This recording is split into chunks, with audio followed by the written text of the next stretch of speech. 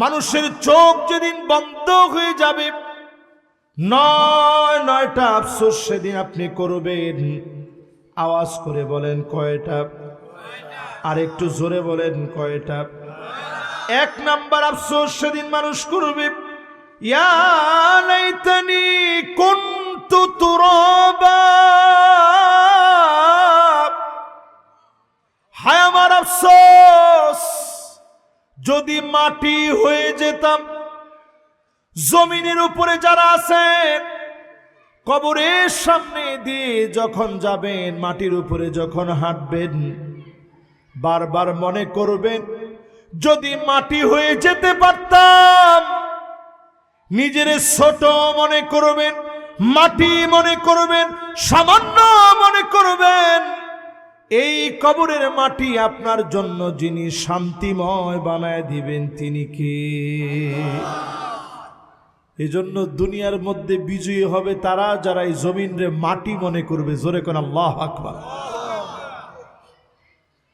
দুই নম্বরে সেদিন মানুষ আফসোস করবে, ইয়া লাইতানি কদ্দামতু লিহায়াতি,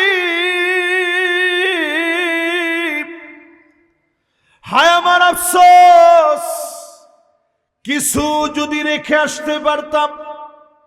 আজকে যদি আমার শেষ রাত হয়, আজকে যদি আমার কবরে শোয়া লাগে, যারা যুবক আছেন মনে করতেছেন জীবন তো অনেক বড়, খাও দাওয়ার ফুর্তি করো, একটা বার যদি চিন্তা করেন আজকের রাত আপনার শেষ রাত, আপনি বেনামাজি হয়ে ঘুমাবেন কেমনে? কেমনে আপনি নামাজ ছেড়ে দিয়ে ঘুমাবেন? হিসাব করে নেন। আজকে থেকে একটু চিন্তা করেন কি আপনি পরকালের জন্য পাঠিয়েছেন। কোরআন তেলাওয়াত যা করছেন পরকালের জন্য জবাব, নামাজ যা পড়েছেন পরকালের জন্য জবাব, দান সদকা যা করেছেন পরকালের জন্য জবাব, নেককার সন্তান রেখে গেছেন পরকালের জন্য জবাব, ভালো ভালো যত কাজ করে গেছেন পরকালের জন্য জমা হয়ে গেছে। যদি জমায় যেতে পারেন, যার সামনে গিয়ে পুরাপুরি পাবেন তিনি কে? তিন নাম্বার আফসোস শুনেন, কোরআন কারীম আল্লাহ পাক বলেন, ইয়া লাইতানি লাম উতা কিতাবিয়া। সেদিন মানুষ আফসোস করে বলবে, হায় আমার আফসোস বাম হাতে কেন আমলনামা আসলো? আওয়াজ করে বলেন কোন হাতে? এখন বাম হাতে আমলনামা কার যাবে? সারা জীবন দুনিয়ায় বামপন্থীদেরকে নিয়ে চললেন, আমলনামা বাম হাতে যাবে। সারা জীবন ইসলামের বিরোধিতা করলেন, আমলনামা বাম হাতে যাবে। সারা জীবন আলেমদেরকে কষ্ট দিলেন, আমলনামা কোন হাতে? সেদিন মানুষ বাম হাতকে নিজে চাবাবে, খণ্ড বিখণ্ড করে ফেলবে, আর সেদিন চিৎকার করতে করতে বলবে, ইয়া লাইতানি লাম উতা কিতাবিয়া। হায় আমার আফসোস বাম হাতে কেন আমলনামা আসলো?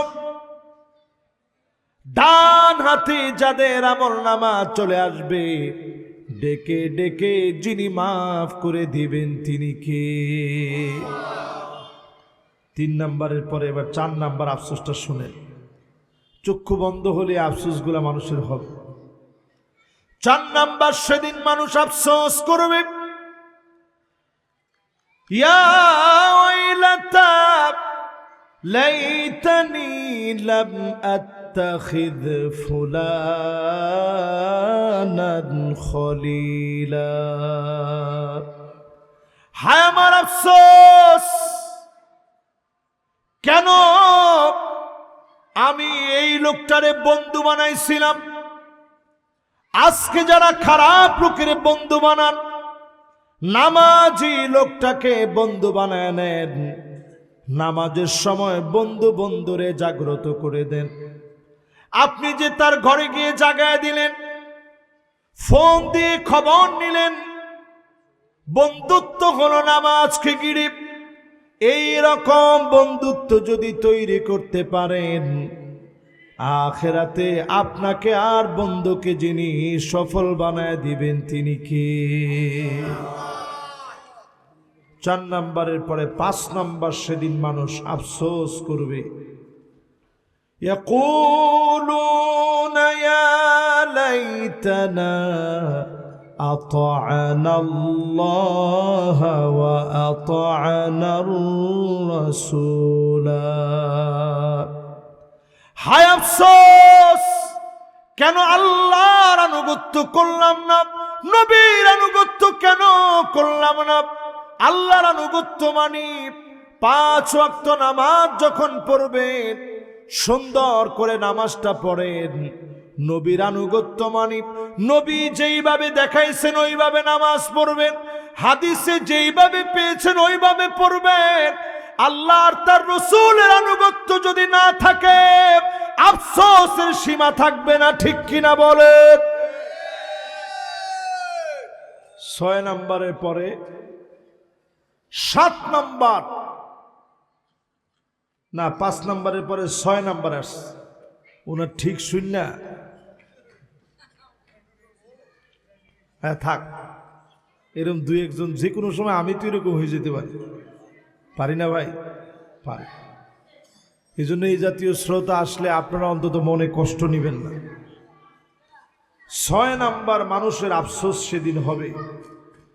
ইয়াকুলু ইয়া লাইতানি ইত্তাখাযতু মা'আর রাসূলি সাবিলা।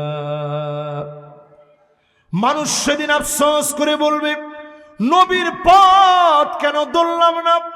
আল্লাহর নবী আমার আপনার সকলের নেতা, সেই নেতার পথে কেন চললাম না? এখন আমরা বাংলাদেশের নেতা মনে করি আমাদের রাজনৈতিক নেতাদেরকে, আমাদের সবার নেতা পেয়ারা হাবিব মুহাম্মদুর রাসূলুল্লাহ সাল্লাল্লাহু আলাইহি সাল্লাম, ঠিক কিনা বলেন? একটা স্লোগান ছিল, আমার নেতা তোমার নেতা বিশ্ব নবী। এই স্লোগানটা কি আপনারা জানেন? তাহলে এবার একটু বলেন, আমার নেতা তোমার নেতা কে? এখন এটা যে বাদ দিয়া সাল্লাল্লাহু আলাইহি সাল্লাম, এটা বাদ দিয়ে আমরা অনেক নেতা বানাই নিছি। শুধু নেতা বানাই নাই, নেতার পিছনে স্লোগানও দিয়েছি, নেতা তোমার ভয় নাই।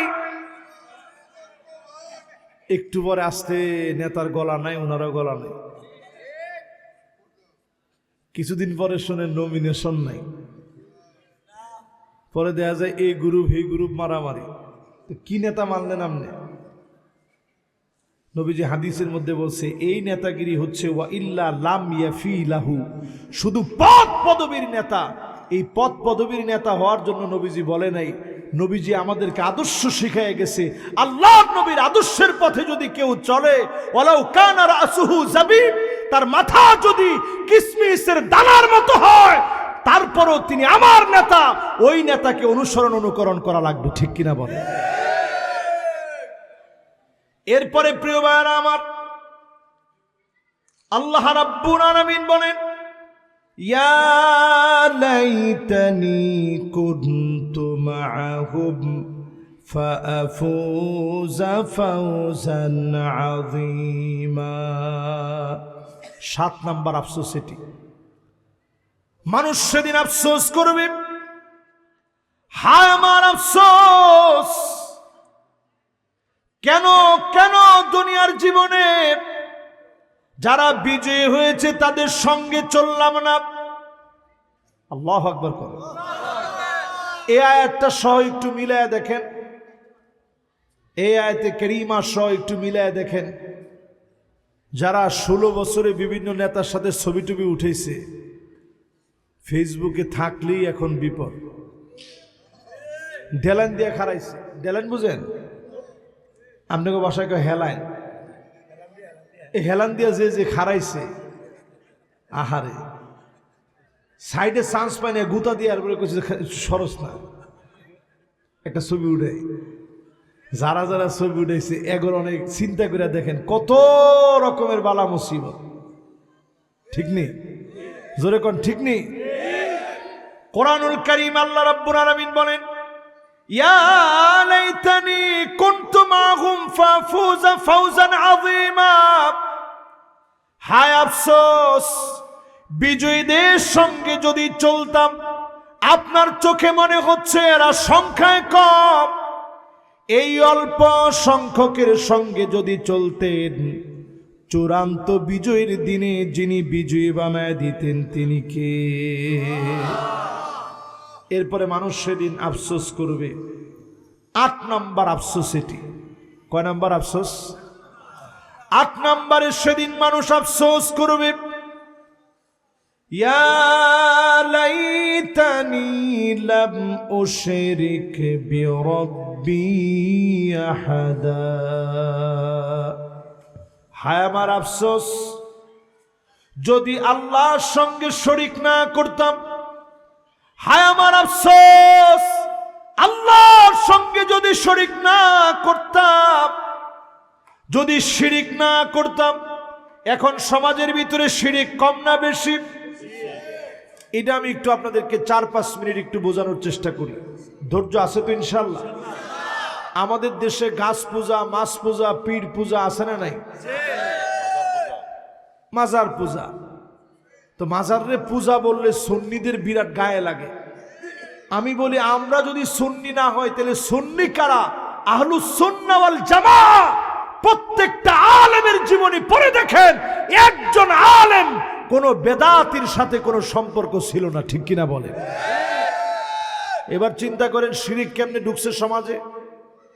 আমাদের বাংলাদেশের ভিতরে আপনি দেখবেন অনেকেই বিভিন্ন পীরের কাছে যায়, কবরের কাছে যায়, গিয়ে কয় হুজুর একটু দেন। আচ্ছা, হুজুরের কাছে দেওয়ার কোনো ক্ষমতা আছে? এই যে মনে করেন আমি একটা আংটি পরছি, এই আংটির কোনো পাওয়ার আছে? এই আংটিটা টোটালি পাওয়ারলেস, কোনো পাওয়ার নেই। তাহলে হুজুর এটা পরছেন কি লিখে? এটা এমনি। এমন কিছু সৌন্দর্য আছে যেটা পুরুষের জন্য জায়েজ আছে, এটা জায়েজ সৌন্দর্য হওয়ার কারণে আমি পরছি। গড়ি পরছি, এটা জায়েজ আছে, কিন্তু ব্রেসলেট আপনি পরতে পারবেন না। গলার ভিতরে চেইন আপনি পরতে পারবেন না। হাতের ভিতরে ট্যাটু আপনি লাগাইতে পারবেন না। এমনকি চুলের ভিতরে আপনি বাবরি চুল রাখছেন, সুন্নত। মাঝখানে একটা আপনি বেল্ট অথবা একটা ব্যান্ড লাগাইছেন মহিলাদের মতো, এই ব্যান্ড লাগানো টোটালি আপনার জন্য হারাম। জোরে কোন কি? এরপরে দেখবেন ছেলে মেয়ে এখন বুড়ু প্লাক করে। টিকটক করার জন্য যারা বুড়ু প্লাক করে, টোটালি হারাম। জোরে কোন কি? হারাম। এরপরে দেখবেন কিছু মানুষ এমন আছে, মাঝখানে এখন এই রীতি 1500 বছর আগে নবীজি বলে গেছেন, মুতাফাল্লিজাত। দাঁত মাঝখান থেকে চিকন করে কাটবে, দাঁতের মাঝখানে ফাঁকা তৈরি করবে। আগের দিনে দেখা যেত মানুষের ফাঁকা দাঁত থাকলে এটাকে ভরাট করতো সৌন্দর্য বর্ধনের জন্য। আর এখন দেখা যায় মানুষ ইচ্ছাকৃত দাঁত ফাঁকা করে, এটাকে বলে মুতাফাল্লিজাত। জোরে কোন কি? এখন এইটাও মানুষের ভিতরে চলে আসছে। এই ট্রেন্ডিং যখন মানুষের ভিতরে চলে আসবে, মানুষ ধ্বংসের দিকে যাবে। এখন মানুষ ধ্বংসের দিকে আসছে। সমকামিতা মানুষের মধ্যে প্রমোট হচ্ছে, LGBT তৎপরতা বেড়ে যাচ্ছে, লেসবিয়ান, হোমোসেক্সুয়াল, এই সমস্ত হারাম সমকামিতা এখন রন্ধ্রে রন্ধ্রে এগুলোকে বিভিন্ন আইনানুগ প্রক্রিয়ায় প্রতিষ্ঠিত করার চেষ্টা চলছে। এটা একটা জমিন ধ্বংসের কারণ। প্রিয় ভাইয়েরা, শিরিক কোন জায়গায় আছে কেমনে বুঝবেন? এই সমাজের রন্ধ্রে রন্ধ্রে শিরিক। আমরা যারা এখনো মনে করি ক্ষমতার মালিক জনগণ, ডাইরেক্ট আপনি শিরকের মধ্যে আছেন। ঠিক কিনা বলে? ক্ষমতার মালিক কে? ক্ষমতার মালিক কে? ক্ষমতার মালিক হচ্ছেন আল্লাহ সুবহানাহু ওয়া তাআলা। ক্ষমতার মালিক জনগণ নয়। তো নবীজি হাদিসের মধ্যে বলতেছেন শিরিকটা কেমন? আখফা মিন দাবিবিন নামল, ছোট্ট একটা পিপিলিকা, ফি লাইলাতিন জলমা, অন্ধকার একটা রাত্রিতে, একটা কালো পাহাড়ের ভিতরে কালো একটা পিঁপড়া অন্ধকার রাত্রিতে। এই যে যেমন একটা আজকের রাতটা হচ্ছে অন্ধকার রাত, এরকম অন্ধকার রাতে কালো একটা পাহাড়ে কালো একটা পিঁপড়া যদি বসে থাকে, এই পিঁপড়ার উপরে পা দেওয়াটা সহজ না কঠিন? একবারে সহজ। কারণ পিঁপড়ার ঘাড় কোন সময় ভাঙতেছে আপনার পায়ের কাছে পিঁপড়ার ঘাড়ের কোনো হিসাব নাই। 1000 পিঁপড়াও যদি শেষ হয়ে যায় আপনি টের পাবেন না। নবীজি বলতেছেন শিরিকটা এমন, এইরকম মানুষের রন্ধ্রে রন্ধ্রে ঢুকতে থাকে। আমাদের দেশে আমরা কি কি শিরিক করি, যেমন আমরা কথায় কথায় বলি ভাই আবার দেখা হবে, জনসমাবেশে আইসা আবার দেখা হবে, আবার কথা হবে, ভালো থাকবেন, ভালো রাখবেন, আল্লাহর নাম নেই, শিরক। এরপরে দেখবেন বক্তব্য দিতে উঠা দেখবেন বড় বড় নেতারা